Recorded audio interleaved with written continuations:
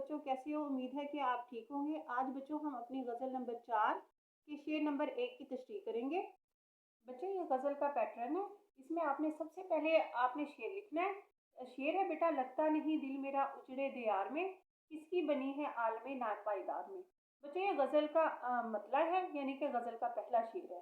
और इसमें रदीफ मैं है और काफिया आ जाते हैं नापायदार, और नापायदार आ जाएगा और दियार आ जाएगा। ठीक है।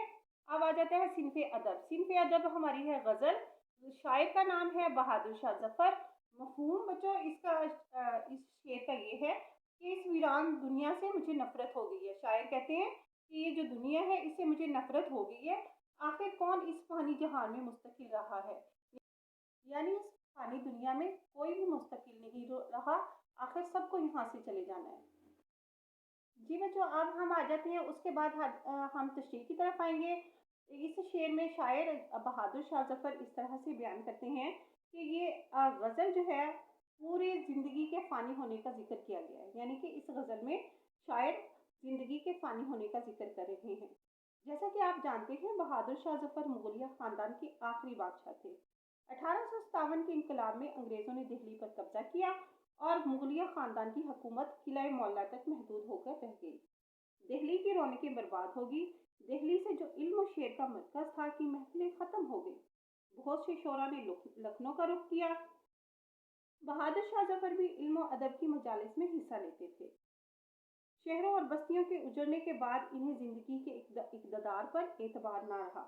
इसीलिए बच्चों इस शेर में वो कहते हैं, यानी कि बहादुर शाह जफर कह रहे हैं कि इस उजड़ी हुई दुनिया और शहर में मेरा दिल नहीं लगता। जाहिर है कि उजाड़ में इंसान का जी कैसे लगेगा, जबकि वो फितरी तौर पर माशरत पसंद है। इंसान माशरत पसंद है ना, अकेला नहीं रह सकता।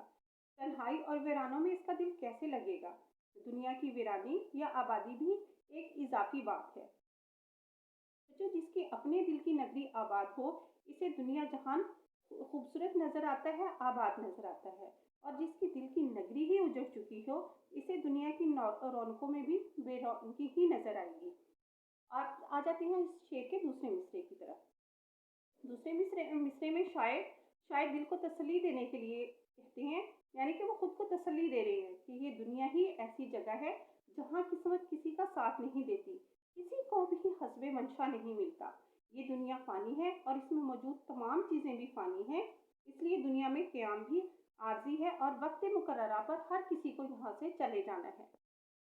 अच्छा बच्चों, आपको मैंने हल्लुगत नहीं लिखवाया, ना आपको बताया है। वो इसलिए नहीं बताया कि बोर्ड में हम इस हल्लुगत नहीं लिखते, वो सिर्फ आपको समझाने के लिए लिखे जाते हैं। इसीलिए मैंने इस पैटर्न में नहीं लिखा, क्योंकि ये अकॉर्डिंग टू बोर्ड हमारा पैटर्न है।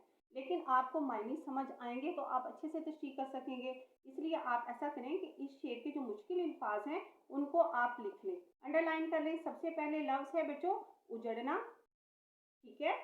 उजड़ना के मायने है वीरान होना। उजड़ना की क्या मायने है? वीरान होना।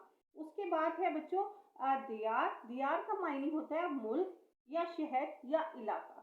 ठीक है। उसके बाद आ जाता है हमारा आलिम।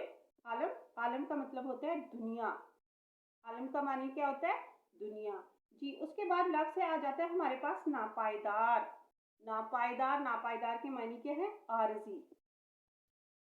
उम्मीद है कि बच्चों आपको तशरीह समझ आ गई होगी। आपने इसमें हवाले के शेर भी लिखने हैं। एक शेर मैं बता देती हूँ। दिल तो मेरा उदास है नासिर, दिल तो मेरा उदास है नासिर, शहर क्यों साई साई करता है। ठीक है बच्चों, अल्लाह हाफिज़।